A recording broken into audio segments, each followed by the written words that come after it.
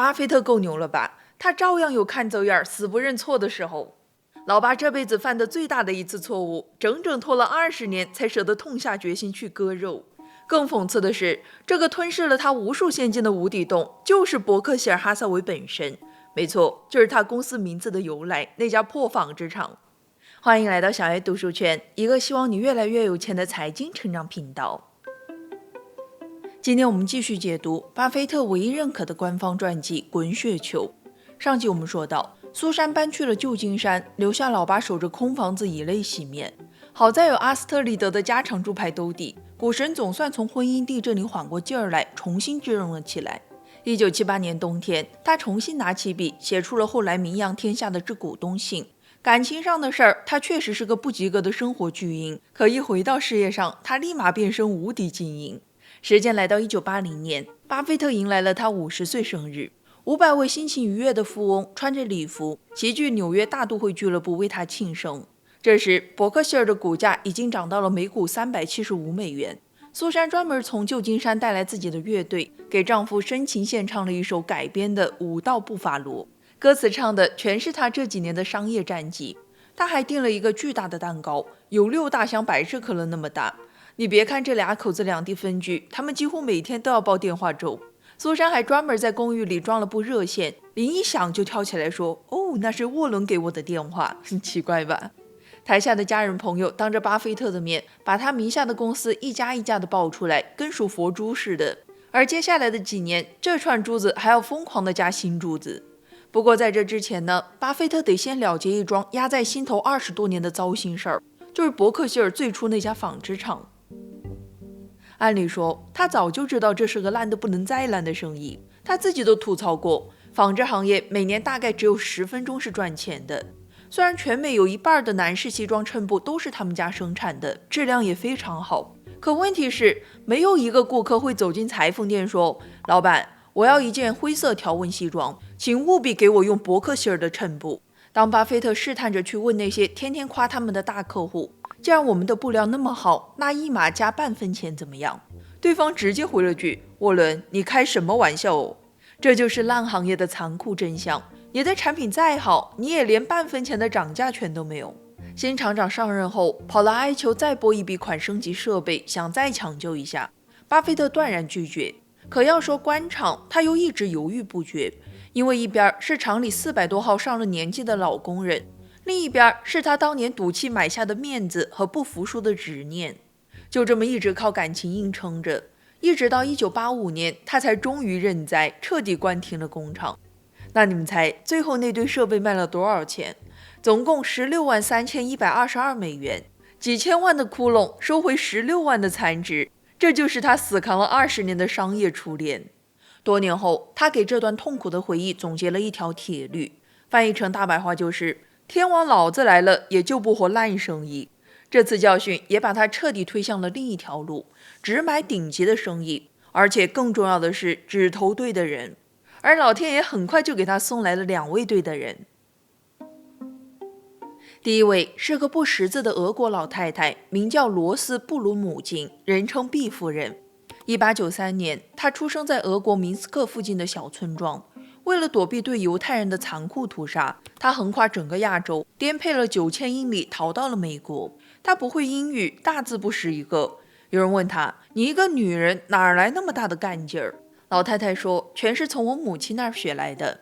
当年在俄国，母亲守着一间小杂货铺，每天凌晨3点就摸黑起来烤面包，为了赚3分钱，背着100磅的面粉走20个街区去送货。所以在毕夫人的字典里，压根就没有偷懒这2个字。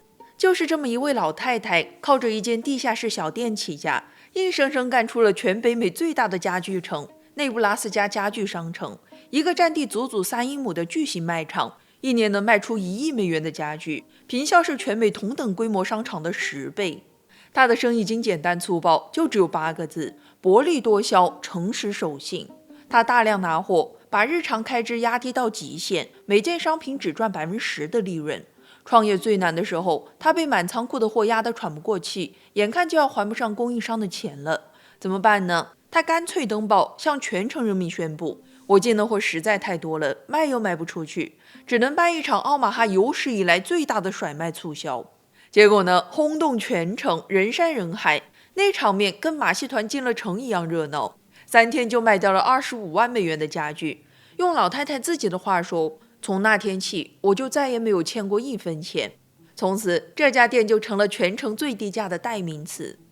龙卷风把分店的屋顶掀了，他连夜用卡车把货拉进城里，在露天水泥地上照常营业。商店意外失火了，他反手就给所有来灭火的消防员一人送了一台崭新的电视机。他的名言是：只要你的价格最低，哪怕你的店开在河底，顾客也能把你找出来。外地财大气粗的竞争对手想来奥马哈砸他的场子，他就直接发动毁灭性的价格战，把对方一个个熬到破产。毕夫人每天早上5点起床，一周工作6天半，唯一休息的周日下午，他的娱乐活动是开着车在城里转悠，盯着对手的橱窗，盘算下个礼拜要怎么干死他们。他家里的家具摆得和商场样品区一模一样，灯罩上包着塑料膜，有的家具上还挂着价钱，根本没有用过。他说，因为我只用厨房和卧室，我每天都盼着天亮，好赶紧去上班。你说摊上这种对手谁顶得住哦？还记得我们之前说过的护城河吗？芒格总结过，最硬的护城河无非就几条：规模经济、品牌、网络效应和监管牌照。毕夫人站的就是头一条，规模经济。因为它进货量是全美最大的，所以它拿货也是最便宜的。进货价便宜，它就敢卖全城最低价，价格越低，客人就越多。100英里外的人都开车来扫货，客人越多，进货量就越大，拿货就越便宜。这个雪球一旦滚起来，对手就永远别想追上了。同样的售价，别人是卖一件亏一件，他卖一件赚一件。结果就是他一家店就吃掉了当地1半的市场，比希尔斯、塔吉特这些全国巨头在当地的份额加起来还多。巴菲特盯着这家店足足缠了20年。早些年他登门试探，毕夫人手一挥说：沃伦，你想得到我的店，你得想办法把它偷走才行。直到1983年，机会终于来了。当时有一家德国公司开价9000万美元想收购家具城，但毕夫人是从大屠杀里逃出来的犹太人，把毕生家业卖给德国人，门儿都没有。巴菲特立刻提笔写信给他，信里一句多余的客套话都没有，而是真诚地帮老太太分析：你们现在不卖，将来肯定能卖更多钱。可要是卖给同行，对方迟早会插手你们的经营。卖给那些金融玩家呢，他们会借一屁股债，过几年转手把你们倒卖掉。如果这份产业是你们一生的心血，那这些买主全都配不上它。而如果卖给我，你们依然是这里的当家人，我只管2件事儿：分配资金和给管理层定薪酬。这封信字字句句都写到了毕夫人的心坎里。签约成交那天，89岁的毕夫人依然开着她3轮高尔夫球车在卖场里巡视，骂员工是懒蛋。巴菲特就笑眯眯地站在旁边等他骂完。接着呢，老巴做出了一个让华尔街都瞳孔地震的决定：不查账，不盘点，也不尽调，甚至连资产评估都懒得做。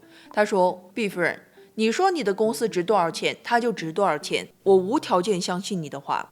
于是老太太开价，90%的股份要5500万美元，而且只要现金。两人在卖场里握了个手，正式合同就只有1页纸。签完字，巴菲特凑过去笑着说：毕夫人，顺便跟您说一声，今天是我的生日。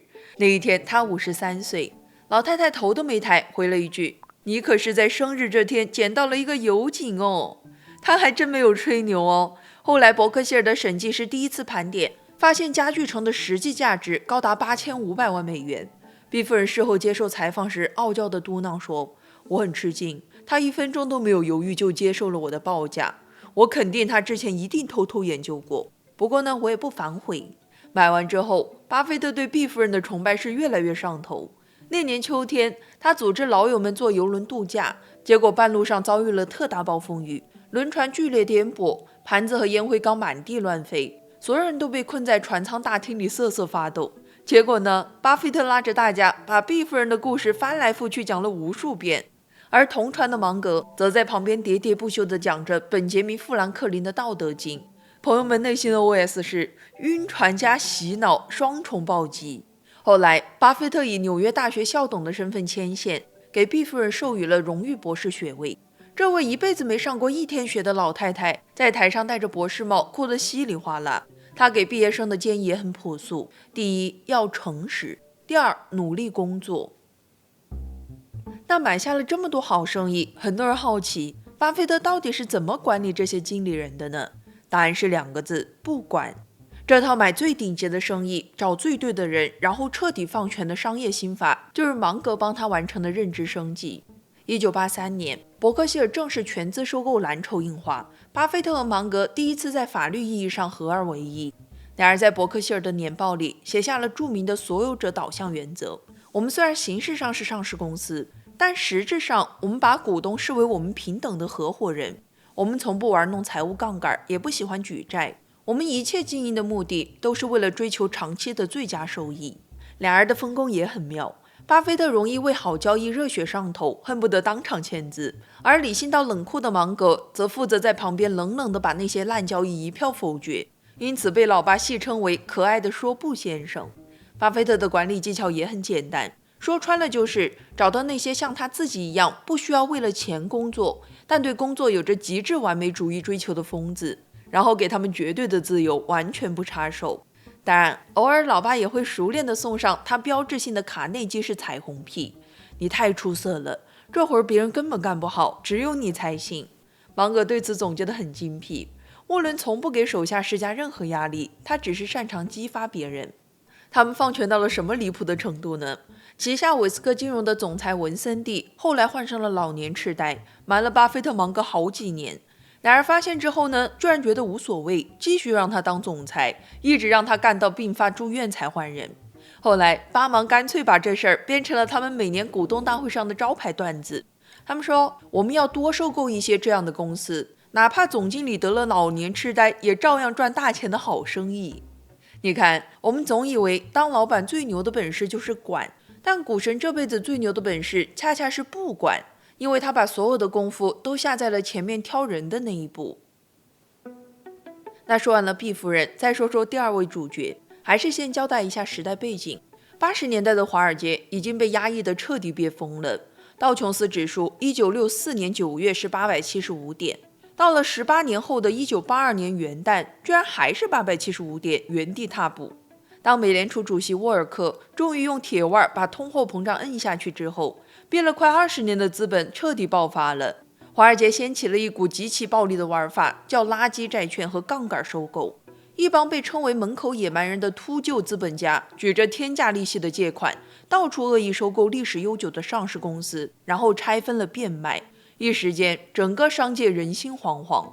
而巴菲特对这种恶意游戏深恶痛绝，他直接向市场放话说：我们伯克希尔绝对不碰任何垃圾债券和恶意收购。别人都在借钱吃人，他偏要用现金当救星。机会很快就找上门来了。1985年2月的一个清晨，在华盛顿小住的巴菲特被一通电话吵醒，打来的是他在商界最佩服的挚友，大都会公司掌门人汤姆·墨菲。墨菲在电话里紧张又激动地说：沃伦，完了，我刚才干了一件疯狂的事儿，我好像把美国广播公司 ABC 买下来了。你现在必须马上过来告诉我，这笔天价的收购款，我到底该去哪儿找钱付账？好家伙，先斩后奏，拿股神当提款机和军师。要知道这笔买卖在当时是什么概念，就像小鱼吃鲨鱼那种程度。大都会公司的市值只有 ABC 的1/3，ABC 作为全美3大电视网之一，总收购价高达35亿美元，这是当时美国历史上最大的一笔媒体并购案。电话这头的老爸回了老友一句特别提气的话，他说：不要想那么多，想想这将如何改变你的命运和你的一切。当然，光打鸡血没用，华尔街的饿狼们都在盯着这块肥肉。墨菲缺的不只是钱，更是一个能镇住场子的靠山。巴菲特一针见血地给他支招说：你必须找一个分量足够重的大股东，替你挡住那些恶意收购者。那谁来当这个护国法师呢？毫无疑问，就是巴菲特自己。伯克希尔二话不说，直接拍出5.17亿美元的现金，吃下了合并后的大都会 ABC 公司15%的股份。这笔投资差不多是当年买毕夫人家具城的10倍。看到这里，你可能会问，砸5个多亿就为了给好兄弟2肋插刀，老爸有这么仗义？拉倒吧，股神的钱从来只投他看得懂的高护城河生意。你仔细想想，80年代的美国没有互联网，有线电视也才刚刚冒头，全美国上亿老百姓每天晚上的娱乐活动只有一个，那就是全家围坐在电视机前收看3大电视网的节目。全美所有的企业如果想把自己的肥皂、牙膏、可乐卖进千家万户，那除了在3大电视网投钱砸广告，没有任何第二条路可走。这就是巴菲特梦寐以求的收费桥生意。而且更绝的是，电视网的牌照是政府发放的，数量有限，具有极强的垄断性。护城河几大要素里的监管牌照，这下也齐了。当然，最关键的拼图依然是人。大都会凭什么敢吞巨无霸 ABC？ 就凭墨菲把这家公司管成了全行业效率最吓人的小而精。他把日常成本扣到极限，公司利润常年吊打所有同行。巴菲特在公开场合毫不吝啬地夸他是全美有史以来最好的职业经理人。好生意、好价格、好经理人，3样凑齐。至于友情，那只是附赠的彩蛋罢了。为了完成这笔交易，巴菲特还付出了一个不小的代价。根据当时垄断法监管规定，他不能同时担任大都会和华盛顿邮报的董事。他几乎没有犹豫，当即辞去了他深爱的华邮董事席位。因为在商言商，商业帝国的扩张才是第一位的。交易完成后，新诞生的媒体巨无霸大都会 ABC 坐拥全美上百份主流刊物、24个黄金电视频道以及50多个有线电视网，成了美国舆论界的无冕之王。而1985年也成了巴菲特一生的超级丰收年。光是他把手里持有的通用食品股票卖给烟草巨头菲利普·莫里斯，一笔交易就净赚了3.32亿美元。不到1个星期，他首次登上了福布斯全美400富豪榜。这一年他55岁，正式成为了名震全球的亿万富翁。伯克希尔哈撒韦的股价也从他当年赌气收购时的每股7.5美元的票面价值，一路狂飙到了神话般的每股2000美元。成了顶流的股神，画风也开始放飞了。他在墨菲牵线的饭局上认识了 ABC 著名肥皂剧的编剧，还真跑去人家剧里客串了一把，过了回演员瘾。而且剧组给他结的片酬，他没把支票拿去兑现，而是连同剧照一起装裱起来，得意洋洋地挂在了办公室里。在老友的聚会上，他弹着尤克里里，戴着假发扮演猫王。去白宫参加里根总统的晚宴，带着女儿苏西和史泰龙同桌吃饭，谈笑风生。在走奥斯卡红毯的时候，站在他旁边的伴侣是阿斯特利德，他穿着件向旧货店淘来的礼服，笑得特别自信。甚至在1985年的某一天，2个劫匪举着仿制枪直接闯入了他奥马哈的办公室，指着他的鼻子要10万美元的赎金。好在安保人员和警察及时赶到，将劫匪按倒在地，老爸毫发无伤。好了，八卦讲完，我们来说说下一阶段的重点。接下来，巴菲特即将上演他一生中最封神、最广为人知，也是回报率最恐怖的一笔超级投资——肥宅快乐水。但你们注意到没有，在此之前的20多年里，老爸一直喝的是百事可乐，是什么原因让他瞬间倒戈呢？我们下集接着聊。